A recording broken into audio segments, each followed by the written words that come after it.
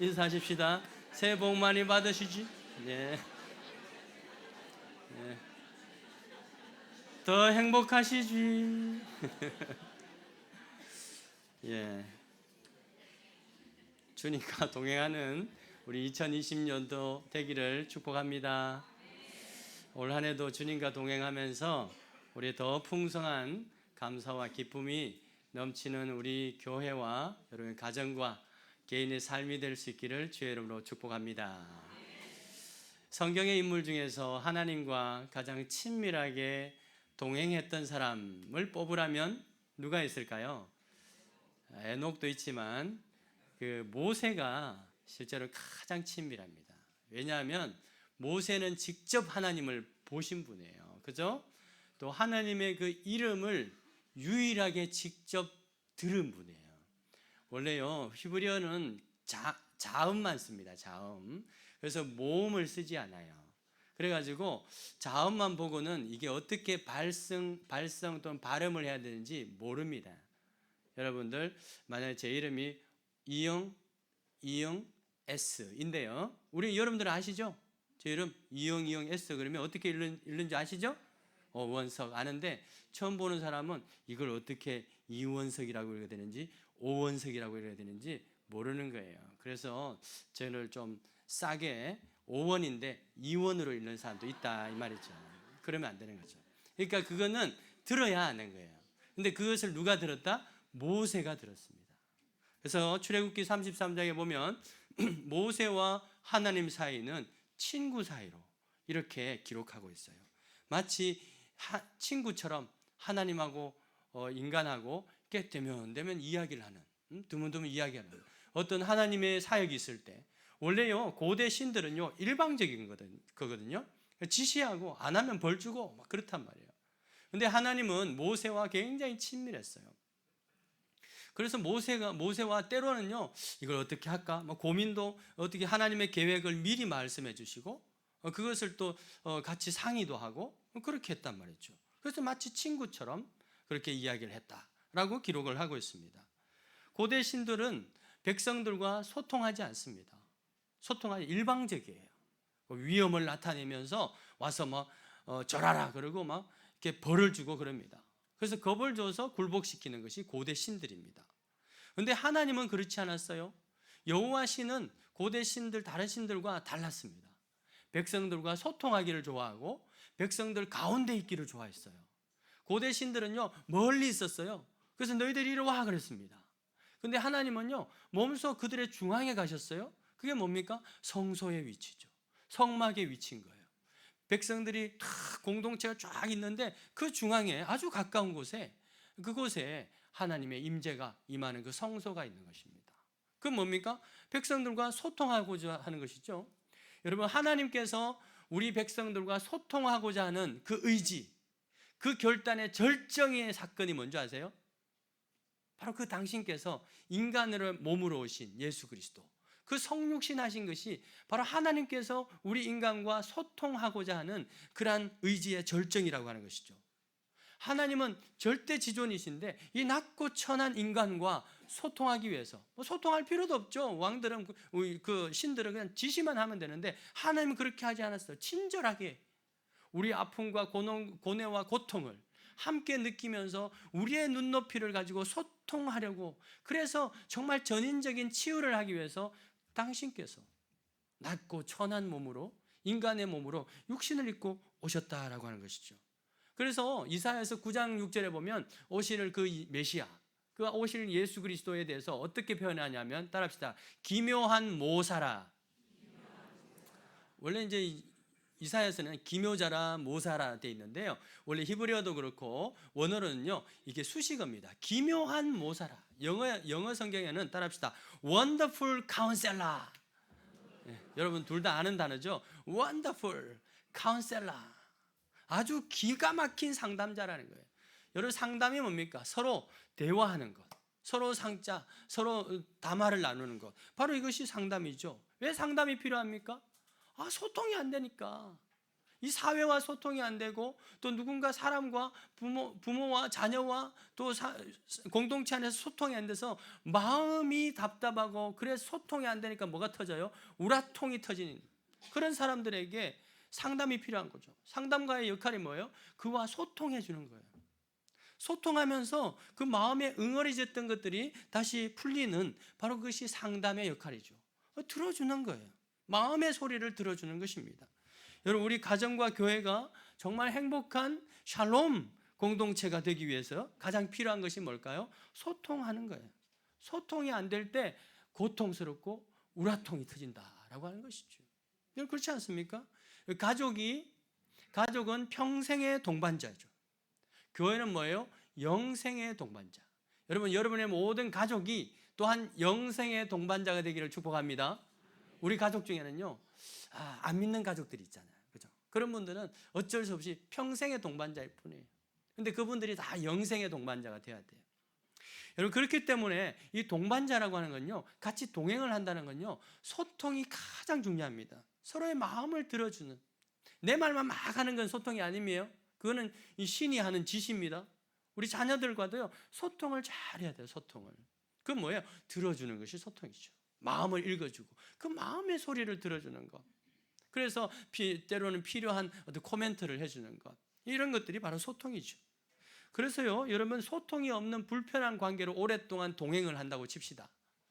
그것은요, 기쁨이 될까요? 불편함이 될까요? 기쁨이 되지 않아요. 결코 행복하지 않습니다. 소통 없는 동행은요, 그 시간이 길면 길수록 고통도 더 길어진다. 감정적 에너지가 굉장히 소모가 되죠. 그렇지 않습니까? 그래서 그 사람하고 같이 있으면 어때요? 피곤하다. 그런데요, 소통이 잘 되는 사람하고 대화가 잘 통하는 사람, 대화가 잘 된다는 건요, 잘 들어주는 사람, 그런 사람하고 있으면요, 마음의 힐링이 돼요. 내 마음을 이야기하고, 그래, 그렇구나. 그랬구나. 어쩌게, 얼마나 그래 힘들었을까. 그럴 때요, 마음이 힐링이 되고, 그 사람하고 대화하고 있으면 시간이 가는 줄 알아요, 몰라요? 벌써 이렇게 됐네? 밥하러 가야 됐네? 뭐 이렇게 되는 거잖아요. 이야기하다 보면 또 그 사람과 같이 동행하고 이야기하다 보면 어느새 목적지에 뚝 다다르게 되는 거예요. 벌써 왔네? 옛날에 그런 이야기 있지 않습니까? 영국에서 미국 갈 때 가장 빠르게 가는 방법, 무슨 비행기를 타나가 아니라 누구하고? 사랑하는 사람하고 가면 시간 가는 줄 모르고 그냥 간다 이 말이에요. 여러분, 그런 사람이 있기를 축원드립니다. 먼저 여러분의 가족이 그렇게 되기를 축복합니다. 그렇게 돼야 평생의 동반자인데 괴롭지가 않죠. 소통하지 않고 지시만 하고 그러면 얼마나 괴롭겠습니까? 더더구나 우리 교회가 그렇게 되기를 축복합니다. 영생을 영원히 동반해야 돼요. 우리는. 여러분, 신앙생활을 재밌게 하는 방법도 마찬가지죠. 하나님과 친밀한 소통이 있어야 돼요. 그러면 신앙생활이 즐겁고요, 기도를 해도 시간이 가는 줄 모르는 겁니다. 기도를 하다가 벌써 시간이 이렇게 됐네. 애들 학교 늦겠다. 그렇게 해서 달려가는 거죠. 그런데요, 소통하지 않으면요, 시간이 되게 안 가요. 한참 했는데도 5분 지났고 그런 거예요. 그리고요, 봉사를 해도 하나님과 먼저 소통할 때 봉사를 해도 힘들지 않고 기쁨이 넘칠 수 있는 것입니다. 여러분, 하나님과 소통하면 어떻습니까? 그런데 소통이 없으면 어떻게 될까요? 열심히 봉사해요. 나름대로 뭘 위해서라도 이제 열심히 하는, 자기의 어떤 의와 어떤 자기의 자랑과 또는 자기의 어떤 인격을 위해서 열심히 하는데요, 하나님과 소통하지 않고 열심히 하면은요, 예배하지 않고 기도하지 않고 열심히 하면 어떻게 되냐면, 막 열심히 하다가 어느 날 문득 누가 옆에서 너 이렇게 말 들으면요, 어느 날 문득 열심히 하다가도 내가 여기서 뭐 하고 있지 지금? 내가 세상에 나가 딴 데서 하면 일당이라도 받는데 교회에서 지금 내가 뭔 짓 하고 있지? 이런 마음이 탁 드는 거예요. 왜 그래요? 하나님과 소통하지 않기 때문에. 근데 하나님과 소통하면요, 옆에서 누가 뭐라 해도 또 이렇게 들어주고요, 또 기쁨을 할 수 있는 것입니다. 여러분, 이 예배 시간이 뭐 하는 시간이에요? 하나님과 소통하는 시간이에요. 부족한 이 종의 입술을 통해서 전해지는 그 말씀과 여러분의 그 말씀이 여러분의 마음에 닿아서 여러분의 마음 가운데 있는 성령님이 서로 이렇게 교제하는 거예요. 그게 바로 예배거든요. 그런데 하나님, 그런 소통하고 싶은 그런 마음이 없는 사람은요, 예배 시간이 굉장히 지루하고 길게 느껴진다. 그러면 맨날 이제 휴대폰 보고 빨리 안 끝나나? 뭔 이 소통 이야기하고 고통스럽게 이렇게 말하고 있는 거예요. 그래서 시간이 빨리 안 가는 거예요. 하나님과 계속 소통하고 있으면요, 시간이 빨리 지나가는 거예요. 저는 여러분들이요, 이 예배 시간에 고개 안 숙이고 정말 앞만 저만 탁 쳐다보게 할 수 있는 비결이 하나 있어요. 있는데 안 하는 거예요. 어떻게 하면 되는 줄 아세요? 요 뒤에다가 시계 하나 딱 걸어놓은 거예요. 빨리 시간 안 가나. 앞만 쳐다보지 않겠습니까? 여러분, 사랑하는 성도 여러분, 날마다 하나님 말씀과 기도로 하나님 앞에 하나님과 소통하며 하나님하고 기쁘게 동행하다가 어느덧 천국 문 앞에 도달하게 되는 은혜가 있기를 축복합니다. 여러분, 행복한 신앙생활 하기를 축복해요. 이게 우리가 소망해야 될 가장 큰 복이라 이 말이죠. 오늘 소개해드릴 에녹이 바로 그러한 동행을 하나님과 동행한 사람이에요. 모세는요, 질적으로 하나님 앞에 굉장히 친밀했다면 에녹은 양적으로 굉장히 친밀한 그런 하나님과 동행한 사람이 바로 에녹이라고 하는 사람이에요. 오늘 21절 보십시다. 21절 보면 에녹은 65세에 무드셀라를 낳고 무드셀라를 낳은 후에 몇 년 동안? 300년 동안 하나님과 소통하면서 동행했다라고 하잖아요.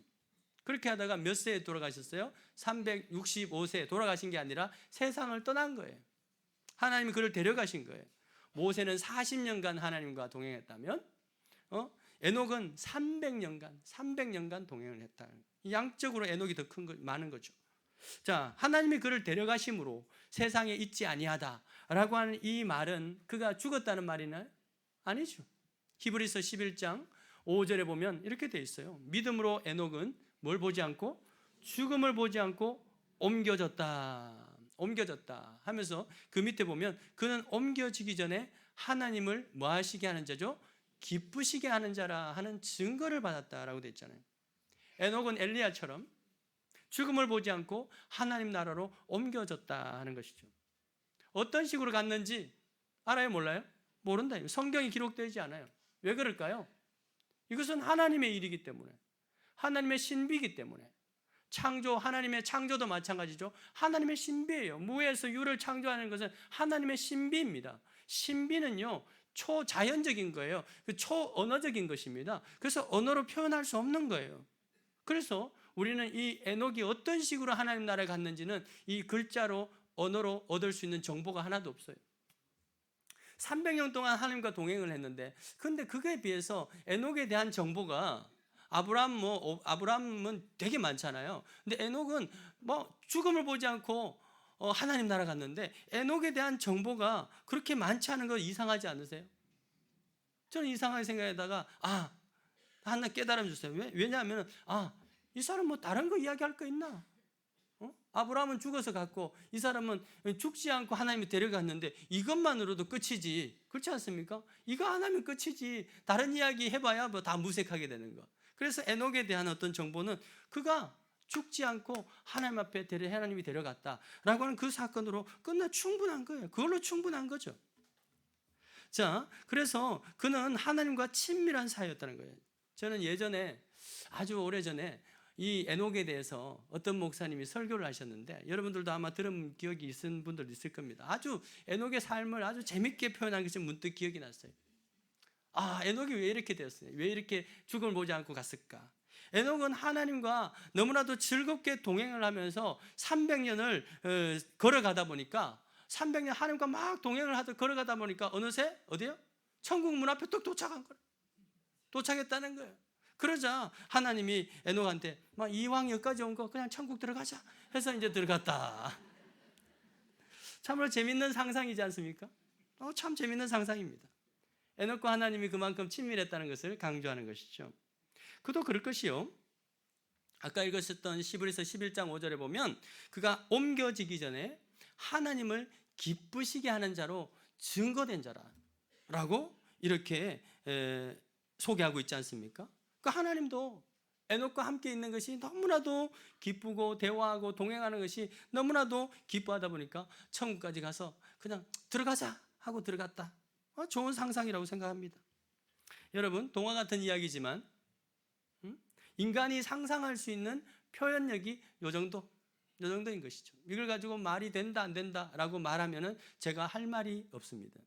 왜냐하면 고린도 후서 12장에 보면 천국에서는요, 인간이 가히 표현할 수 없는 말들이, 그러한 일들이 많이 있다라고. 왜? 신비이기 때문에. 신비는 인간이 표현할 수 없는 거예요. 인간이 표현할 수 있는 순간 그것은 신비가 아닌 것입니다. 자, 그래서 여러분, 에녹은 모든 교회에 신앙생활을 하는 연로하신 성도님들의 마지막 기도 제목이 뭐예요? 에녹과 같이 죽음을 보지 않고, 죽음을 보지 않고 천국 가는 거, 그건 조금 실현 가능성이 없어서 그렇게는 안 하더라도, 내가 죽을 때 이 죽음의 고통을 보지 않고 하나님 나라 갔으면 좋겠다. 할렐루야. 그렇게 되기를 축복합니다. 우리 연세 좀 있으시고 이제 하나님 나라를 소망하시는 분들은 정말 에녹처럼 뭐 이렇게 안 죽고 가는 거는 글쎄 잘 모르겠어요. 그런 일이 얼마나 있을지 모르겠습니다만, 그것은 그렇게 말하면 또 신천지나 이런데 갖고 그것까지는 제가 말하지 않고, 정말 죽음의 고통을 보지 않고 천국 가게 되는 그러한 복을 누릴 수 있기를 축복합니다. 그런데 천당도 좋은데요, 입당부터 하고 천당합시다. 건강하셔야 돼. 아시죠? 입당부터 하고 천당 가자. 어떤 분이 제가 이런 말씀드리면 이렇게 말해요. 목사님, 제가 뭐 제일 이렇게 부족한데 에녹은 특별한 사람 아니냐? 특별하니까 그렇게 뭐 또 이렇게 복을 받지, 나 같은 사람이 어떻게 복을 받느냐라고 미리 포기를 하시는데요. 여러분, 에녹 성경책 보세요. 정보도 별로 없어요. 뭐가 특별합니까? 그에 대해서 어떻게 말하죠? 322절에 보세요. 300년간 하나님과 동행하면서 뭐 했어요? 뭐 전도했어요? 아니면 뭐 했어요? 자녀를 낳았다. 특별한가요? 평범한 일상을 말하고 있는 거예요. 자녀를 낳았다고 하는 이 표현은요, 성경에서 평범하게 살았다. 우리도 그렇게 말하자. 인생 별거 있나? 애 놓고 교육시키고 그냥 잘 살면 되지. 그게 인생이라고. 평범한 인생. 평범 속에서 어떤 행복을 누리는 그것을 사람들이 그렇게 말하죠. 에녹은요, 그런 평범한 사람이었다는 거예요. 여러분, 포기하지 마십시오.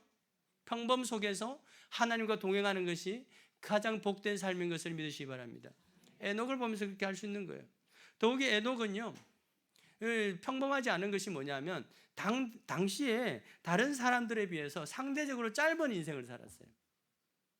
아직 노아 홍수가 있기 전이거든요. 그래서 성경에 보면 900살, 800살 그렇게 살잖아요. 노아 홍수 전에. 그런데 에녹은 몇 살?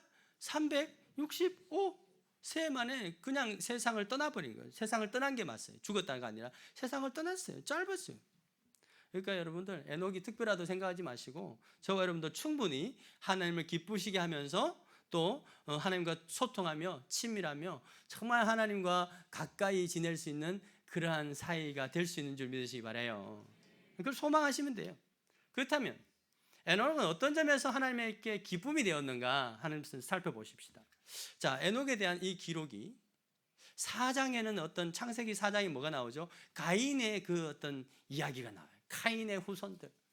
거기 보시면요, 아주 기가 막힌, 가인이 살인을 저질렀잖아요. 그리고 나서 그 이후에 수많은 어떤 안 좋은 기록들이 많이 있어요. 라멕 같은 자는요, 4장 23절에 보면 라멕은요, 사이코패스입니다. 그런 식으로 이 카인의 후손들의 그 어떤 죄악상들이 4장에 쫙 나와요.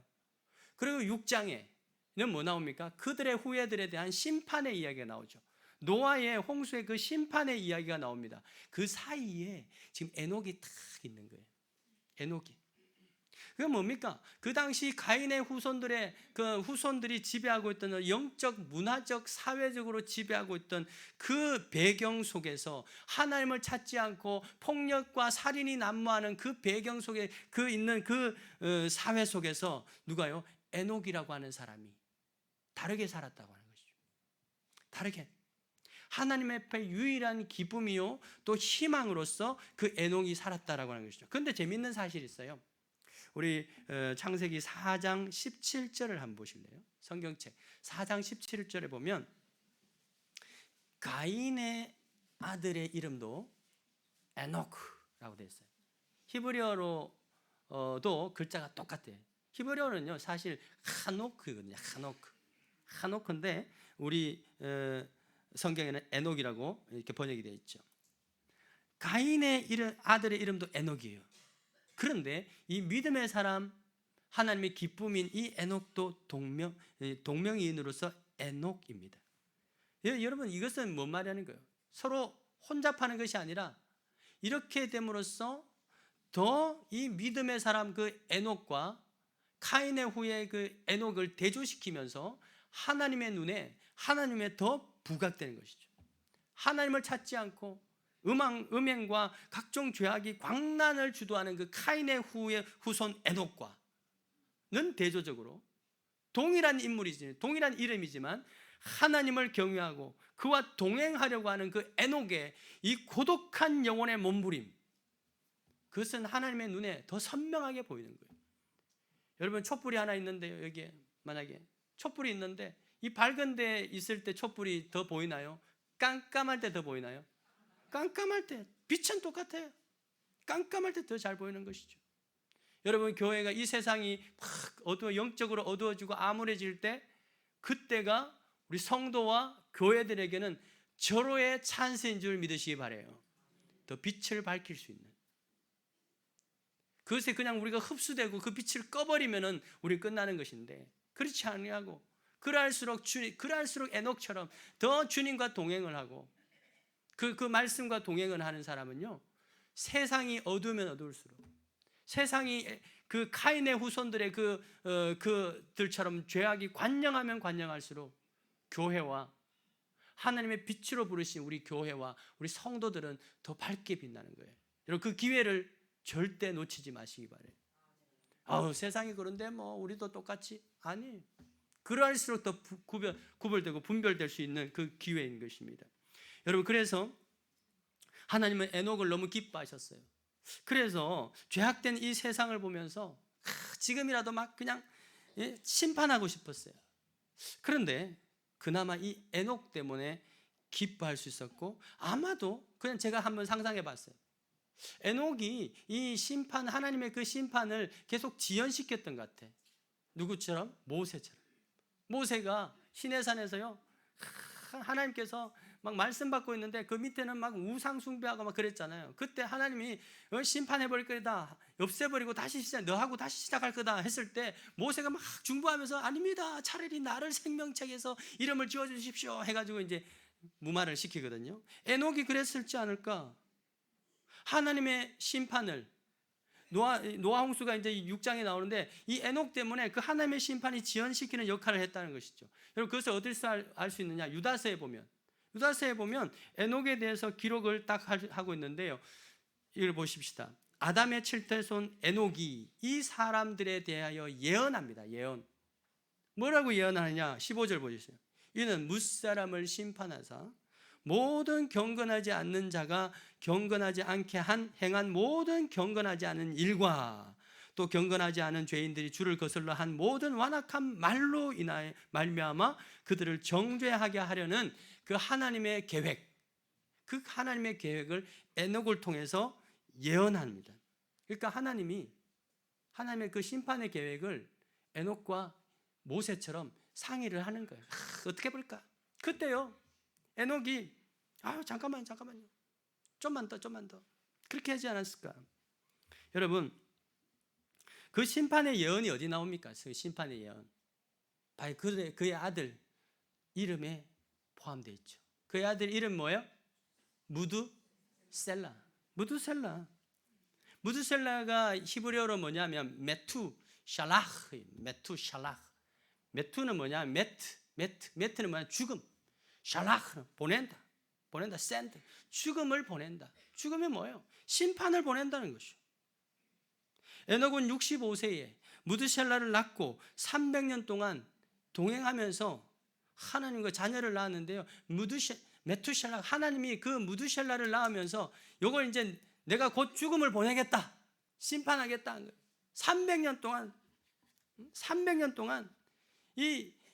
하나님 붙잡고 좀만 더. 그런데요, 그 죽음이, 그 심판이 언제 일어납니까? 무드셀라가 딱 죽는 그 타이밍에, 여러분들 이 계산법에 나와요. 계산법에.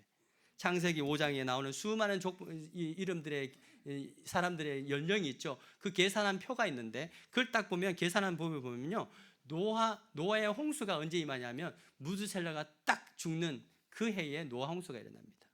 그러니까 뭐예요? 예언이죠. 여기 성경에는 그 이름 안에 그 예언이 포함되어 있는 경우가 많이 있어요. 무드셀라가 바로 대표적인 하나님의 예언이, 메투셀라 심판할 거다, 심판을 보낼 거다. 그런데요, 그거가 언제 일어났다는 거예요? 한참 후에. 이 무드셀라가 300년 동안 하나님 붙잡으면 주여 제발. 그래가지고요, 저는 이렇게 생각해요. 제 상상력인데, 무드셀라가 성경에서 가장 오래 살았죠. 몇 살? 969살 살게 된 이유가 뭘까? 무드셀라 죽으면은 그 다음에 심판 오니까. 그래서 어떻게든지 얘를 길게 살아야 돼, 길게. 그러한 역할들을 에녹이 하지 않았을까라고 하는 상상력을 한번 발휘해 봅니다. 뭐 지나친 상상인가요? 아니라고 생각하는데요.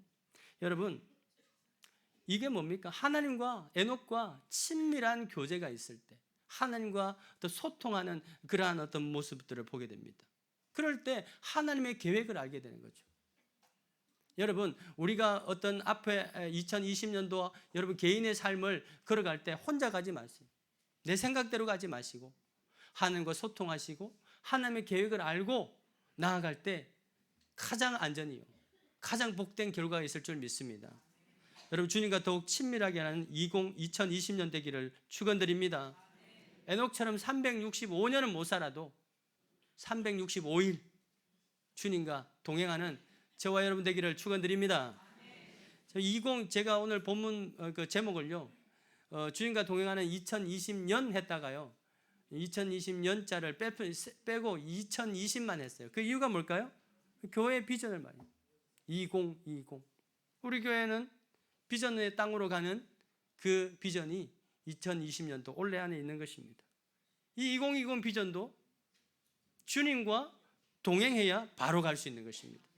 주님과 동행하지 않으면 다른 길로 빠질 수도 있고요, 주님과 동행하지 않으면 우리 교회가 큰 시험에 막힐 수도 있고요, 주님과 동행하지 않고 주님의 이끌림을 받지 않으면요 웅덩이에 빠질 수도 있고, 여러분 끊임없이 기도하면서 주님과 온 교회가 동행하여서 그 비전 2020에 그렇게 동행하다 보면 어느새 본당문 앞에 다다르게 될 줄 믿습니다. 주님과 동행해야 그렇게 되는 거예요. 여러분, 시편 73편 24절 다 같이 읽어보십시다. 시작. 주의 교훈으로 나를 인도하시고 후에는 영광으로 나를 영접하시리라. 그래서 교훈으로 나를 인도하시고 그러면은 영광으로 나를 영접받는 그러한 날이 있을 것이다라는 거예요. 시편 119편 105절 다 같이요. 시작. 주의 말씀이 내 발의 등이요 내 길의 빛이라고 그랬어요. 여러분, 내 발의 등은요 하루치, 발밑에 한 걸음. 빛은 뭐예요? 저 멀리 있는 것, 우리의 삶의 방향, 비전, 인생의 방향, 교회의 방향을 의미하는 것이에요. 여러분, 이러한 말씀 묵상, 이것이 바로 하나님과 동행하는 것이죠. 말씀과 함께 기도하는 것, 이것이 바로 하나님 앞에 하나님과 동행하는 거예요. 우리가 계속하고 있는 매일 성경 말씀 큐티를 통해서 365일 매일매일의 주님께 그 걸음을, 우리의 걸음을 인도받으시기를 축복합니다. 동시에 여러분, 그러할 때요 원더풀 카운셀러 되시는, 그 하루하루 말씀 가운데 원더풀 카운셀러 되시는 그 주님이 우리와 그 말씀을 가지고 소통하게 되는 거예요.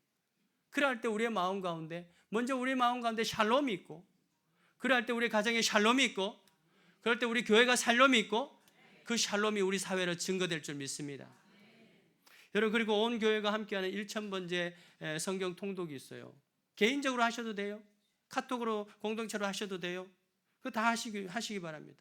왜냐하면 우리 인생의 방향과 또 우리 교회에 나아갈 그 방향을 비추어 주시는 하나님의 그 빛을 우리 모두 받기를 원해요. 그것이 바로 큰 그림을 그리는 어떤 통독이라고 하는 것이죠. 여러분, 저는 여러분께 말씀을 마치면서 한 사람을 소개하려고 그래요. 이분은 2차 세계대전 당시 독일교회 목사님이에요. 독일 나치 정권. 그 나치 정권의 교회가요, 다 그 나치 정권의 그 폭력 앞에 다 굴복해 버렸어요. 그래가지고 교회가 독일 나치 그 히틀러의 시녀 노릇을 했습니다. 유대인을 학살을 해야 되는데 그 명분을 교회가 신앙적으로 준 거예요. 왜? 예수를 죽인 유대인은 널 죽어야 돼. 이렇게 막 준 거예요. 바른 신학이 아니었죠. 그럴 때 그 교회를 향해서 회개를 촉구하고 히틀러라고 하는 그 나치 정권에 대항하다가 교수형에 처해 죽은 사람이 있는데 그 목사님이 누구냐면 히틀러가 아니고 그 본헤퍼 목사님. 여러분 들은 분이 있을까? 본헤퍼 목사님. 우리 제자반에 가면은 마지막에 이 분의 책을 함께 읽고 나누게 되는데요. 이분은 우리나라에도 그런 분 있죠. 구한말에 신사참배를 모든 교회들이 막 신사참배 다 하는 거예요. 뭐 그거는 국민 의례지 뭐 이러면서요. 뭐 의례요? 그게 다 우상숭배죠. 그런데 거기에서 저항했던 누구요? 주기철 목사님과 같은 분이 바로 본헤퍼 목사님이에요.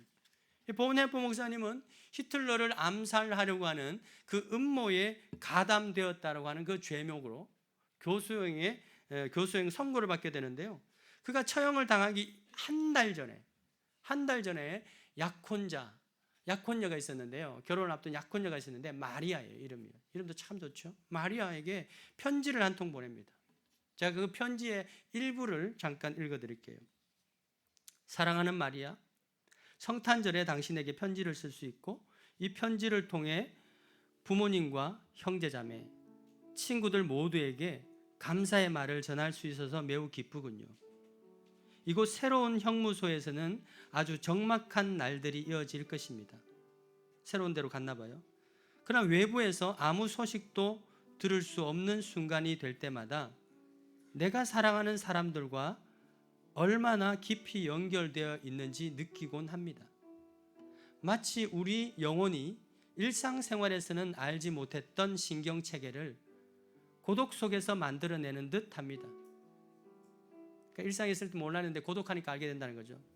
그래서 나는 단 한순간도 내가 혼자라거나 버림받았다는 느낌을 받은 적이 없습니다. 당신과 부모님, 친구들, 전선에 나가 있는 제자들 모두 항상 나와 함께 있으니까요.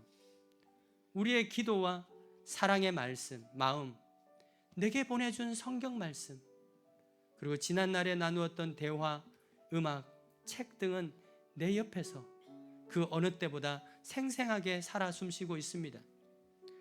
눈으로는 볼 수 없지만 믿음의 눈으로 확신하며 살아가는 보이지 않는 더 넓은 세계가 있는 것이지요. 보이지 않는 주님의 선하신 권능의 손이 아침에나 저녁에나 우리를 지켜주시는 것이지요. 마리아, 내가 불행할 거라 생각하지 말아요. 행복과 불행은 도대체 무엇일까요? 사람의 행복과 불행은 환경에 좌우되는 것이 아니라 그 삶 속에서 만들어지는 것이라 생각합니다. 당신과 가족, 친구들이 모두 곁에 있다는 사실 하나만으로도 나는 매일매일 기쁘고 행복합니다. 라고 하면서요, 그 뒤에 아름다운 시를 쫙 적습니다. 제가 어제 이 모든 편지를 다 보고 시를 봤는데요, 너무 아름다운 시예요. 그 시를 그 노래로 만든 찬양이 있어요. 이 시간에 우리 함께 그 찬양을 함께 불러봤으면 좋겠어요. 아시는 분도 있으시고, 이번 특세 때 제가 먼저 미리 불러드렸는데 아시는 분들 크게 불러주시기 바랍니다. 그 선한 힘에 고요히 감사며, 그 선한 힘에 고요히, 그 놀라운 평화를 누리며 나 그대들과 함께 걸어가네. 나 그대들과 한 해를 여네. 우리 다시 한번 그 선한 힘에 고요히 감싸요. 그 놀라운 평화를 누리며 나 그대로 가네. 나 그대들과 한 해를 여네. 지나간 지나간 허물 어둠의 날들이 무겁게 내 영혼 짓눌러도 오 주여 우리를 외면치 마시고 약속의 구원을 이루소서. 그 선하님이 우릴 감싸시니 눈으로 일어나릴 기대하네. 주 언제나 우리와 함께 계셔. 하루 또 하루가 늘 새로워. 주께서 밝히신 작은 촛불이 어둠을 헤치고 타오르네. 그 빛에 우리 모두 하나 되어 온 누리에 비추게 하소서. 그 선하님이 우릴 감싸시니 믿음으로 일어나릴 기대하네. 주 언제나 우리와 함께 계셔. 하루 또 하루가 늘 새로워. 이 고요함이 깊이 번져갈 때 저 가슴 벅찬 노래 들리네. 다시 하나가 되게 이끄소서. 당신의 빛이 빛나는 이 밤 그 선하님이 우릴 감싸시니 믿음으로 일어나릴 기대하네. 주 언제나 우리와 함께 계셔. 하루 또 하루가 늘 새로워.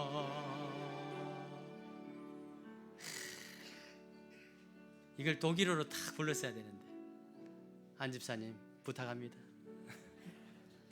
특송 한번 예약합니다.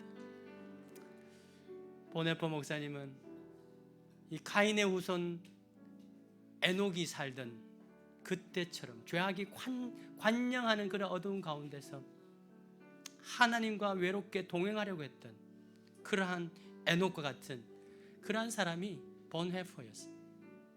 그가 이렇게 할 수 있었던 것은 뭡니까? 하나님과 긴밀하게 동행했기 때문에. 그는 일생의 동반자 마리아와 그 연인 마리아와 일생의 동반하는 것 대신에 하나님과 또 교회 공동체들과 함께 영생을 동반하는 것을 선택한 거예요. 여러분, 이번 한 해 동안 말씀 안에서 주님과 동행하여서 기쁨과 참 샬롬의 가정을 누릴 수 있기를 축원드립니다. 축원드립니다. 우리 옆에 분 인사하십시다. 샬롬 샬롬 샬롬 샬롬. 우리 함께 찬양 기도하십시다. 기도하실 것은